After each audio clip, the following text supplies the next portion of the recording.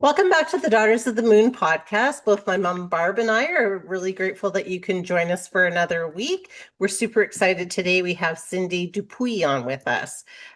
Cindy is a functional medicine practitioner nutritionist whose specialty is digestion, thyroid, blood work, and women in their pause years. It's her goal to educate and empower women to advocate for themselves.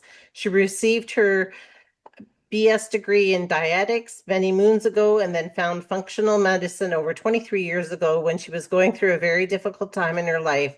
Her digestive system was rebelling like a teenager and was thrown into early menopause at the age of 43. Since that time, she's never looked back and has helped hundreds of clients heal through functional medicine lens. One of Cindy's superpowers is to research, connect the dots, listen, and to teach. She likes to dig deep. She doesn't take things at face value. She's happiest when she's in front of an audience, even an audience of one. Along with her helping ladies in her one-on-one telehealth practice, she offers courses, lab work assessments, and teaches yoga. She's also a mom and a grandma, and her main goal is to help women who have the ability to be their own healthcare advocates. So, welcome, Cindy. We're both really excited to have you on the podcast with us today. We are. Thank you, Kim. Yes. Thank you, Barbara. Yeah. So, you said this all started when you kind of got thrown into an early menopause. Can you tell us about kind of how your journey up to that came about and now what prompted you to start wanting to teach it to other people? Yeah. So it has been a bit of a journey well over 20 years. And, my degree is in dietetics and food administration. That was a long time ago. And I didn't do anything with it. After I got my degree, I got married, had kids, and then was working with my ex-husband at the time in the used car business. So that was quite a departure from what I was doing. And then when I hit 43, I was going through a divorce and kind of going, okay, what am I going to do with my life here? And, I've always loved the human body. And so I wanted to kind of get back into nutrition and was trying to figure out what can I do with that. And at the same time, as you said in my introduction, my digestive system was just an absolute mess. And it was a combination of things. But of course, the stress that I was feeling at that point in time definitely contributed to it. I think I probably got a little bug that triggered everything. And then the menopause part of it is, again, I was 43 and all of a sudden I stopped having my period and I kind of went, oh, okay.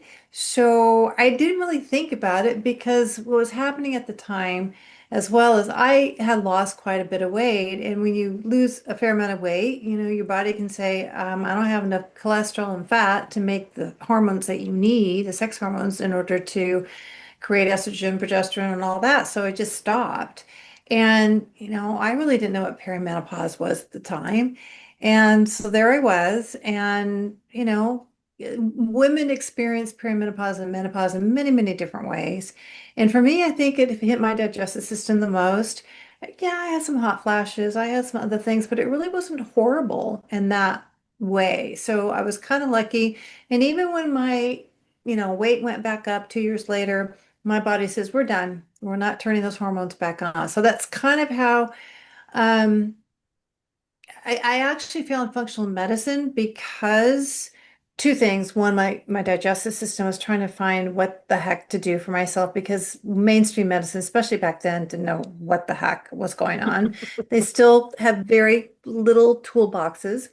Um, and then, I wanted to get back in the area of nutrition, and I went to a couple lectures. And this one lecture, this nutritionist held up Dr. Mark Hyman's book, what is it called? It's right over here. I forget. But anyway, it became my Bible. I should know what it is, but I can't think of it right now. Anyway, it kind of became my Bible. So I found functional medicine through Dr. Mark Hyman. They were having a training out here, a 6-day training, and out here in Pasadena. And I went, oh my gosh, it's close enough. And so I went to that and I said, I found my tribe. And from there, I started helping a lot of the students that were starting to come to me, my yoga students, because I knew I was a nutritionist, and I was pedaling as fast as I possibly could because I had a lot to learn. And each client made me stretch a little bit more, and I came into the area of really helping women probably about 6 years ago when I was watching my own clients lose some ground, and I'm going, I know how they eat, I know what their lifestyle's like, we're doing all the right things, but yet, we got some osteoporosis here. We've got some, other things going on here that, maybe some insulin resistance and things like that. And I went, okay, I'm missing a piece. And then I had been put on hormones at age 50. So I've been on hormones for 18 years. And I didn't ask for it. I just went to a doctor and she felt like I needed it. And I'm like, thank God. But I was watching my contemporaries and realizing I'm much healthier and more comfortable and moving better than my contemporaries. So that was another factor that I said, okay, I really have to start digging into it. And, dummy me, right? At that point in time, I would do that cursory question on my intake questionnaire because, I hadn't been taught about what our hormones do in our bodies. And I would ask the cursory question, has your libido gone down? Well, yeah, all women in their 50s and, whatever, it's going down. And they would say yes. And I would say, well, does that bother you? And either, they would say, most of them would say no, I'm partially because their partners were not interested or they weren't in an intimate relationship. So I would let it go. I learned a lot in the last 6 years. So I really dove into it. And there's so much to know. And not just about hormones, but just the health around perimenopause and menopausal women. And, there's no reason for us to kind of go away as we get older. We're still forces. And to be able to live our lives to the fullest is something that I'm hoping I can help more women do. So. Nice.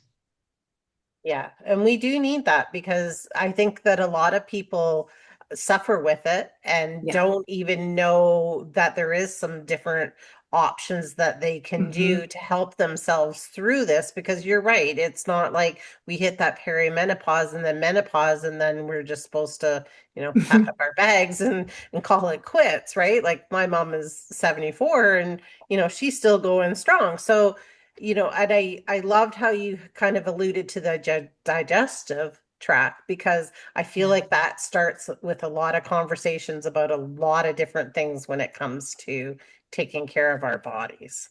It Yeah. does. It's the root of a lot of things, and so that's an area that is near and dear to me because of my own personal experience, and I also know how uncomfortable and miserable you can be if your digestion is not working properly. And estrogen plays a role in it, and people don't realize it. I mean, it plays a role in our junctions of our digestive system. It plays a role in the production of bile, which, a lot of women have gallbladder removals postmenopausal.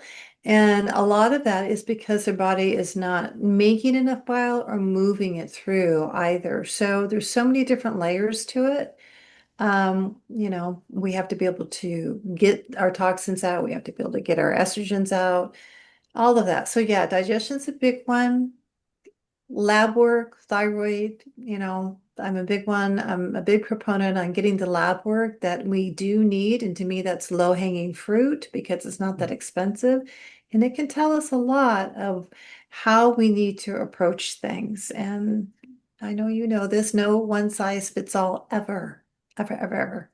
Yes. It does not. So with the lab work, this is not what your typical doctor would send you for, I'm assuming, because that's Yeah. what I've heard in the past, talking to some naturopaths and things like that, that mom and I've, been able to talk to. It's like they kind of do the top half, and then there's this bottom part that still needs to be looked at in order for us to figure out the right treatment or plan. Yeah. Mhm. So most doctors, they do the basic stuff that you're talking about. So that would be the comprehensive, in air quotes, metabolic panel, and it would be your CBCs and lipid panel. And if you're lucky, you might get vitamin D. And if you're lucky, you might get TSH, which is your thyroid stimulating hormone, and they'll stop at that.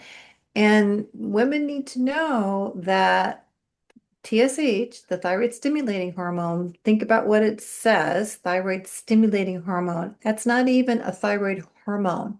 It is a hormone that's produced in your brain that stimulates the thyroid to make thyroid hormones. And yes, in an ideal world, which we don't live in, um, the amount of hormones that we do have circulating in our bodies, the amount of thyroid hormone, T4 and T3, both, would signal to our brain how much TSH it needs to produce in order to keep things going on. But a huge percentage of women in particular, men too, but women in particular, it doesn't match up. And so if you're having some signs of hypothyroidism, they might do T4. So anyway, those are basically the panels that your doctors will do. And there are four additional panels that I highly recommend, um, even young women, so you have a baseline, but definitely perimenopausal, that they get done. And then, postmenopausal, maybe just a little bit different if they do have HRT on board, a little bit different. So the panels would be a complete thyroid panel, which I can, if you want me to go into that, I can. And then would be a nutrient panel, which would include an iron and ferritin panel or ferritin in that. And then we would have an inflammation panel, and then a bigger metabolic panel. So those are the four additional ones. And, you know, it usually we can get doctors to do probably 80% of what I recommend. And if we need to, get a couple more done, and it'll be under $100. And those markers are well worth it. And to me, it's low-hanging fruit because it's not that expensive and it tells us a lot. So if you want me to go into any of those panels, I can. I thought Mom Well, was going to when say you something. start going through, because you talked about bile and things like that. So Yeah. this, when it starts here, when your hormones start starting to change because of the change of life and that, is Yeah. it also affecting your liver and your kidneys and that starting to bring that on the downside too? Or do you do samples on that at that time? I wouldn't say that we normally see a direct hit to those two organs, the liver or the kidneys. What we can see is either one of those being affected by a disease state. Okay, so let's say we have diabetes, right? Or we're having an issue with blood pressure, possibly. Okay, and estrogen does affect nitric oxide, and it affects the pulsing and the constriction of our blood vessels because of Right. nitric oxide, right? So it's not a direct to those organs, but it is the disease from diabetes, obviously with kidneys, it's the angiotensin, the whole thing that's going on with that. Liver. I would say again, it probably would be more related to metabolic problems and a fatty liver, right? So again, not necessarily directed to the organ itself. It's what disease that can manifest because estrogen again and testosterone have a huge effect on our metabolic health and insulin resistance. So, not Mm. necessarily direct. And going back to the bile, since you brought that up, and I think this is important because it's a piece that I accidentally stumbled upon. And we love those stumbles, right? It's like, Yep. We oh, do. yeah, Lessons. yeah, we love those stumbles. So, what was happening? And I stumbled upon it because it was happening to me, is I had been on HRT, I think, for just a couple of years, but at that point in time, it was very low dose and it was the biestrogen and it was The estriol, which is the weakest type of estrogen, was 80% and only 20% of the estradiol. Anyway, what I'm trying to tell you is a weak form of HRT. And my the skin around my fingernails started to really crack to the point where it would bleed, and it was really difficult to do dishes. Oh. Aw. And then Got I it. had to get someone else to do them. And then I live by the ocean, and sometimes when you shave, right, you go into the salt water, it can be stingy, where I would purposely not shave when I would go into the water because it stung so badly. I'm like, gosh. And then my heels started to crack and bleed. It was painful. And I'm going, what? And I thought, okay, well, maybe it's thyroid. So I did my complete thyroid panel, right, just to rule that out. And um, my digestion was probably I'd gotten it to about 80 to 85%. And when I say that, it's like my constipation was doing pretty well. It was flowing pretty well, especially for me. And I happened to stumble, have you ever heard of Dr. Ben Lynch? No. Okay, he's a genius when it comes to genetics. He teaches it, he's on Instagram, he has his own supplement line. So I ran into him, I don't know, probably, I don't know how many years ago, at least 10 years ago, probably more looking back. But anyway, I stumbled across a post that he did, and it was talking about one of his products, and he was talking about our ability to make bile and how estrogen affects that. And some people have a gene SNP. So, we have different gene SNPs. So a lot of people know about the MTHFR gene, where it influences our body's ability to utilize folate. There's the COMT gene, which can need more magnesium. And both of those have to do with methylation and detox and blah, blah, blah, blah, blah. Anyway, so the gene that he was referring to was the PEMT gene. And I had done my genetics a long time ago, only looked at a couple different things because I'm not a geneticist, right? I just like, I don't know what to do with this. So anyway, I went back and looked at it, and that PEMT gene can have an influence on your body's ability to make choline. And that is the backbone, choline to phosphatidylcholine to bile, right? So I looked and I went, oh, look at this. I had a double SNP, all right, so from both sides of my family for the PEMT gene. Well, So I started to take his supplement. I'm not promoting his supplement, I'm just relating a story, okay, which included choline, taurine, I forget all the other stuff, and it is a staple for me. Started taking it. Guess what?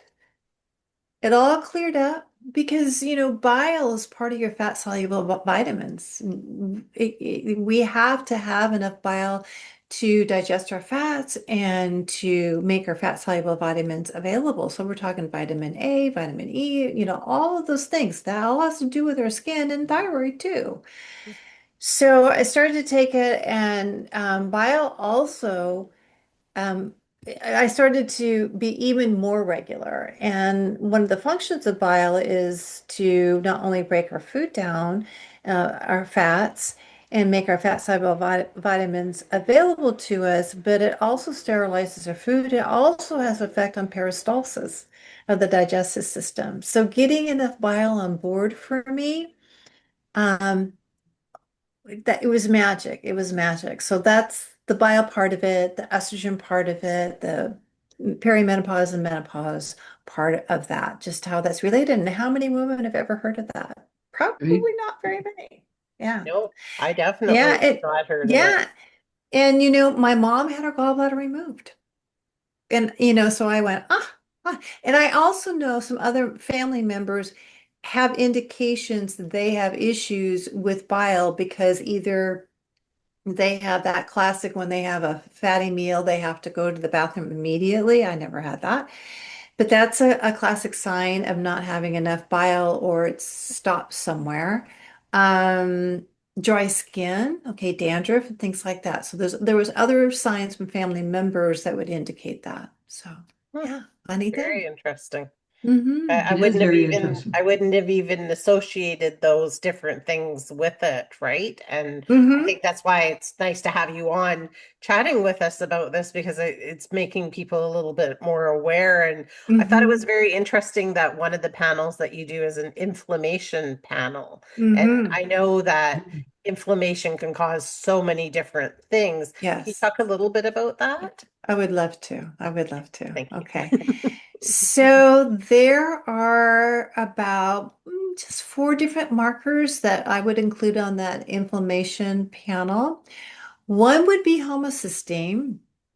Homocysteine can be an indicator that maybe you're a little bit predisposed to cardiovascular disease. So I like to look at that. It's also a back-ended way at looking at your folate and B12 status. So some doctors will do a direct measure, blood serum of folate and B12, and they're thinking they're doing the right thing. But the problem with that is it doesn't tell us what your cells and tissues are doing with those nutrients. Sometimes I will run a an oats test or nutrient panel, so it's the metabolites that we're measuring. So it's very direct and seeing what your body does with different nutrients, and it tells us where the body needs more support. So when I do that, and then I do a serum B12 and folate, it doesn't correlate. So that's one of the reasons why I like homocysteine. So that's one of them on the inflammatory panel. HSCRP is another one. Okay. That will tell us where, there's inflammation, doesn't tell us specifically where there's inflammation. I always look at the gut and oral health when I see that. And then sed rate, so sedimentation rate, it tells us kind of how coagulating your blood is or how viscous it is. And then ferret, well, there's actually two more. Um, Insulin, okay, that would be on your metabolic panel, but if insulin's elevated, that's a sign that you are inflamed, okay? The insulin high, you have inflammation going on in your body. So that's another one. And then ferritin, and I think most people might associate ferritin with iron stores, which it is. And I always like to look at ferritin in relationship to the iron panel. You can't look at one without the other. And some doctors try to do that. And I go, you're missing the whole point. Right. Um, so we can have low ferritin and okay iron. We can have low iron and low ferritin. When it comes to the inflammatory panel, if we have elevated ferritin, excuse me, ferritin is storage form of iron, okay? And iron can be very oxidative. In other words, it can cause stress in some ways if it isn't in the right amount. And if the body is very stressed, something is going on, it will actually sequester the iron and put it in the storage form, which is ferritin. So if I see an elevated ferritin level, and I see maybe low iron, it's like, okay, this isn't an iron issue. This is an inflammation issue. Okay. So we have to look at all of that together. So iron is on that inflammatory panel excuse me, ferritin is on that inflammatory panel as well. Yeah. So Wow. what will, by looking at all of these different panels, this Mhm. will sort of show you how you can get through perimenopause and menopause and postmenopause better? Well, it is all part of the prongs, right? So inflammation is a good place to look at. It's one piece of it. A really good thyroid panel, which is your TSH, a free T4, free, okay? Free T3, because that's our active form of thyroid. I like to see reverse T3 because the body is really stressed or inflamed again. It'll sequester that T3. It says, hey, we got to kind of slow things down here and put it into reverse T3. So if you have elevated reverse T3, that tells me I have to work on probably your adrenals. I have to work on your inflammation. If the reverse T3 is high and regular T3 is low, that gives me a clue where I need to look at it. That conversion of T4 to T3, which has to happen in order for us to have the active form, thyroid form, which is free T3, it requires certain nutrients. It requires iron, it requires vitamin A, it requires zinc, it requires selenium, right? Right. So we need to make sure that somebody is getting enough of these nutrients. And guess what? The gut is involved in this, right? Of course. That darn gut. It's Right. all involved in that. So, we have to look at that. And what else did I want to say about that? Oh, yeah. So some doctors will look at TSH and T4, but women need to know that even though your free T4 looks okay, you have no idea what is being converted to that active form. And if your active form, your free T3 is low, that is going to show up in your metabolism and possible fatigue and weight gain and mood and constipation. So many, it's far reaching. Mhm. There's two more things that you need on your thyroid panel. There's two autoimmune markers that you need to have done, and it's the TPO and thyroid globulin. I think that's the other one. Your doctors will know what it is. And again, unless there's a real indication that your thyroid's really off, let's say your TSH is really off, okay, then they might do everything else. But let's say it's not. I have had more women go back, have that done, and they will have elevated autoimmune markers. Mm, Now, the thing is that sometimes women can have it elevated, but it hasn't attacked the thyroid yet. Isn't it nice if we can catch it before it attacks the thyroid? The thing is that doctors don't know how to treat the autoimmune disease, and so they just wait till it attacks the thyroid, and then they give you thyroid hormone. mhm. So we can shift things um, in order to get those antibodies down and prevent full-blown thyroid problems. Yeah. So that's a really important one. It it sounds like it. Do you Yeah. have a vitamins or something that women should take, that would be essential to making them be healthier?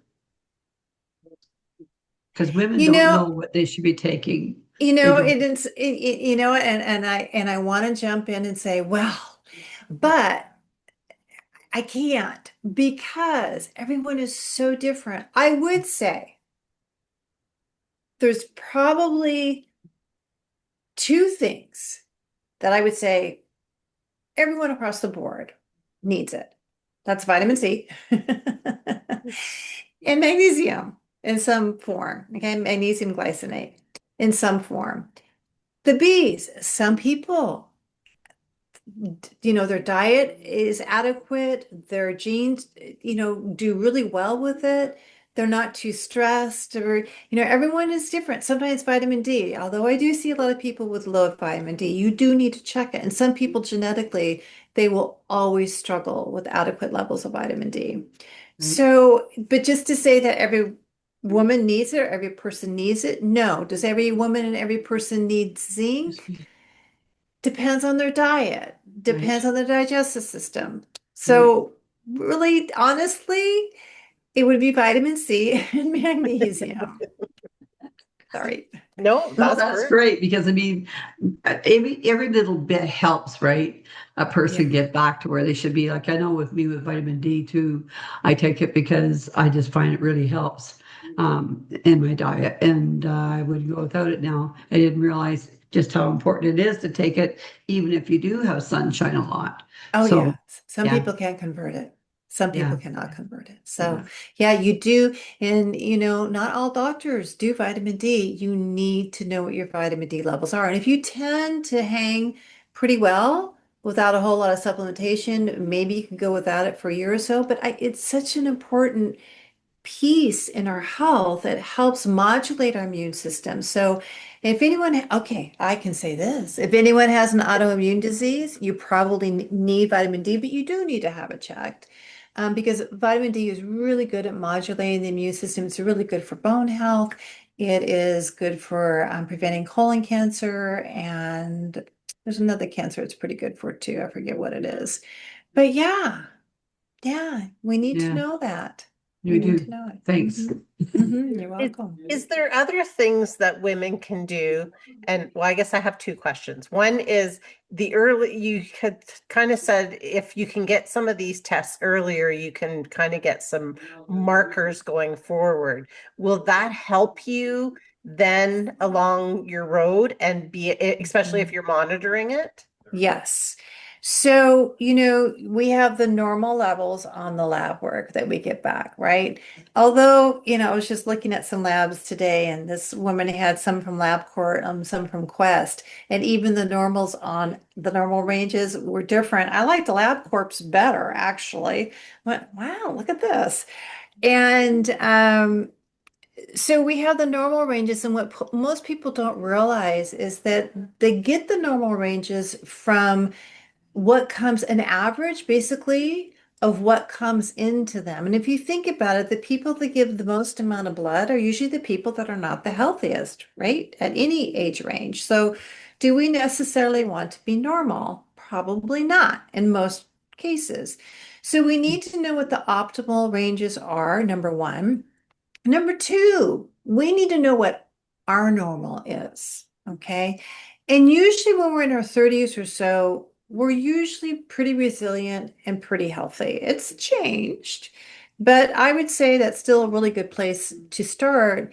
And then when your body starts going through hormonal changes, and again, it's different for every woman, we can start tracking that, and you can track it throughout your entire life. So the more information you have, the earlier you can track things, okay? And you can see where things are off. And I just personally experienced that this year. I'm like, well, wait a minute, this is not normal for me. And so I actually got my doctor to test again. It was within range, but it wasn't my normal. And by the way, my thyroid, and this is a big one for a lot of women, is not in the optimal range and never has been optimal, but I do fine with it. So here again, we need to know where our normal and our Right. optimal is. Yeah. Yeah. No, I think That's true. I think that's a great I think that's a great idea because I think the more information we can have about ourselves to move forward, the better Yeah. it is, right? Yes, And the definitely. healthier we can be. So, is there any tips and tricks that you can give us ladies out there that maybe would help through getting ready to be going into perimenopause, being menopausal, being postmenopausal, that would maybe help a little bit, something that we can do like exercise or Yeah. those kind of things? Yes, and you can tell I am a proponent of HRT. I am.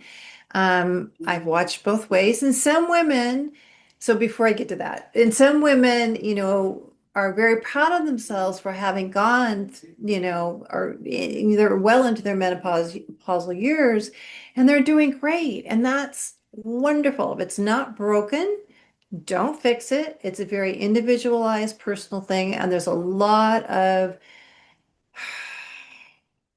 false information, mixed up information around it. So you have to be comfortable with it. So having said that, HRT is not the end all be all. Just like slapping a drug on something is not the end all be all. We still have to do all the important things, and that would be eat adequate protein. Put on a continuous glucose monitor. See what foods do to your blood sugar. That is really important. It's a good hack to have because, again, everyone is different. My partner can actually eat pancakes and syrup, and his blood sugar doesn't go up very much. And you always have to know your insulin levels too, okay, to see if you're insulin resistant. And I eat raspberries and my blood sugar, 10 of them, and my blood sugar goes sky high. So my A1C always is a little bit higher, right? So some of these hacks, so getting our blood sugar where it should be, eating more protein, eating more fiber, definitely moving our bodies, getting the sleep that we need. And as we start losing estrogen and then progesterone, sleep can really be challenging for a lot of women. So getting support with that, and it can be just as much, it can be easy for some women just to add a little progesterone in, even in their perimenopausal years. Okay. We need, again, we need to be moving. We need to be doing a little bit of resistance training. I do think another really good thing to track. So we have CGM, your continuous glucose monitor. I think everyone should wear, one at least once. It's for 14 days that you wear it for. It's inexpensive out there. For $48, you can get one off of Amazon. And watching your body composition is super important. Lab work, okay, body composition. And the gold standard would probably be the complete body DEXA scan, but and that can be 75 to $150 depending on where you go, all that. But there are some good apps out there, and one is called Spren, Spren. And you can actually use your phone and do your body composition. And I have vetted this. Yeah, I have vetted this. I did a DEXA scan. I did the Spren. I did a couple different times just to make sure. And they were really darn close and consistent. And with the Spren, you can do your body composition every month if you want, every 2 months if you want for, paying one subscription for a year that would be equal to maybe one body scan, okay, the DEXA scan. So there are things that you can track and they are very important. If our body composition starts to shift, we start showing more visceral fat, all of that, which is the more inflammatory fat, makes us more insulin resistant, all of that. We need to pay attention to it. So these are all the tools. And again, moving your body, and I started to talk about weight resistance, things like that, that will build more of our muscle. Tracking that through body composition, I think, is really important. So it's important to get on it early. The healthier we are going into perimenopause, of course, the easier it usually is for people. We need to have people who support us, who will listen to us, who won't dismiss us, and there's still a lot of dismissing, so much dismissing going on. I was Too dismissed much. this, Yeah, yeah, too much. yeah, way too much. I was dismissed this this year. I'm making myself, okay. I have a doctor who will give me hormones. I'm tired of paying out of pocket. I love my creams, but I thought I want to try a patch and I want to get a doctor within my own HMO, my network. So they know what's going on with me and they can support me. Well, my PCP did not feel like she could support me. The first thing she said when she saw me, she goes, "You're on HRT?" I went, "Yeah." And I said, "And I'm not going off." So we went around about things for a little bit, and I wrote to her and I said, "If this is something you're not comfortable with, this is a line in the sand, and I will go to somebody else. That's fine." And she is a DO, so I picked an osteopathic doctor on purpose because I thought she was broader, and she is in some ways. But bottom line is that she was very uncomfortable when it comes to prescribing HRT for an older woman, even though I've been on it for 18 years. It's not like she's starting me for the very first time, right? And so we came to an agreement that she would do referral to OBGYN, which the OBGYNs are overloaded with us. It's like, wait, they should be delivering babies, right? They don't need us. Our PCPs need to be trained. They need to know what's going on with not just hormones, but just with perimenopausal and menopausal women because they're seeing them first line. All right. So we agreed to do that. I ended up seeing a really great OBGYN, and I had to not back down on everything that I was to ask for. And, to get tested once I started taking the patch, he really didn't want to. He says, "I don't care where if your levels aren't high enough for you, I'm not going to increase the patch." It's like, I am not asking for any of that. I just want to know if my body's absorbing the patch. I want to know, and we should know. Some people absorb the patch great. Some people don't. Some people do the creams great. Everyone again is different. I just want to have a measure. That's all I'm asking for. He did it. Okay. And it ended up being where I did it on purpose. He put me on a week-long patch. Okay. Some are, bi-weekly, you change it halfway through the week. This particular patch was a week, and I went, I'm kind of feeling it like 2 or 3 days before I'm done here. So I purposefully tested the last day I should be on the patch. I wanted to know where it was. It was less than 30. It was ridiculous. Okay. And I thought, okay, um, I know this isn't working for me for a whole week. But then I wanted to see where my levels were after the second day I put it on. Okay. This is for me. So I order my own. By the way, we can order our own lab work. We can in the US very easily and expensively. So I did. I ordered it. And it was actually pretty high, higher than what I like it to be. So what I did, and this is knowing what to ask for. Okay. This is getting and listening to the right people so that you know when you walk in there how to be an advocate for yourself. Um, I did ask for, can I switch from the weekly long patch to the one that we change out, a 2-week patch? So there'll probably be more consistent reading, and they agreed to do that. So here again, it's being able to talk to somebody and then learning how to talk to your provider. And I tend to be a fighter or a flighter, and so it took actually a lot for me to stand my ground with my PCP. And I did it on purpose because I was in Kaiser. It varies very much with the provider, even within Kaiser. But I wanted to see it through to see how far I could go and what I needed to do so I could help support the women that come to see me. And that's why I did it. And that's why I'm continuing to do it. Yeah. Well, which is amazing. I think that's a super amazing. And um, can you tell everybody where they can find you so that they could get your help if they needed? Yeah. Yeah. So probably the best way to find me would be to go to my website directly, and that's a livingbalance.net, not .com, but .net. And there's quite a bit of resources on my site. There is an annoying pop-up that will come up, and for you to click on that and schedule an introductory exploratory call with me just to see whether or not I might be the person that can help you.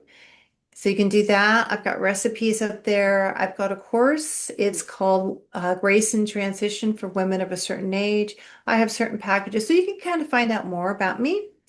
I am on Instagram, and that my handle is at Cindy. So my name's CINDY _Dupuie. My last name DUPUIE.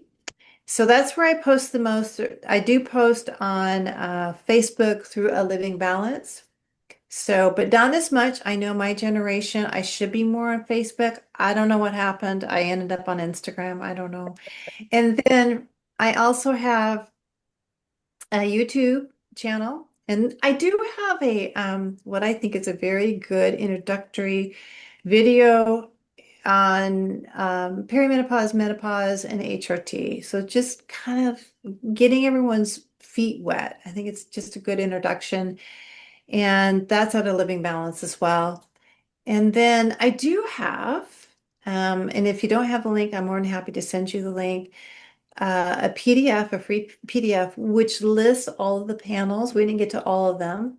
And that you need to ask your doctor for why and then how to do that too. Well, wonderful. Well, thank you, Cindy. That was amazing. And you were a wealth of knowledge for us to, I think everybody's heads will be spinning and we'll probably have to like pause and write stuff down. So we really appreciate you being on with us and sharing this information because both Mom and I think that it's important for people to try to live their best, healthiest life that we can. So. Yeah, my pleasure. My Yeah. pleasure. Yes. I If love you had talking about a, it. oh, sorry, Mhm. if No, you go had a ahead. final thought to leave with us and our followers, what would it be? It would be two things probably. One, no matter what is happening right now, most things are fixable. And if we stay curious and we stay open to maybe allow the right person or circumstance to come in to help us, it will happen. It may not happen overnight, but we do have to take some responsibility, actually, a lot of responsibility for our health, even if it means just getting another person who can teach us and who can advocate and who can guide us. Having said that, I also understand and have experienced and have watched some of my clients coming into me where they feel so distraught because of what's going on in their bodies that they can't even think straight and they've lost their resilience. You can get that back. All right. So I want you to know that. Wonderful. Well, Perfect. That's thank you awesome. so much for sharing with us Thank you. because we really appreciate it and for sharing with all of our followers. So thank you so much, Cindy, for being on the podcast with us today. Thank you both. It was a privilege. Thank you. And everybody else, we will see you on the next one. You will.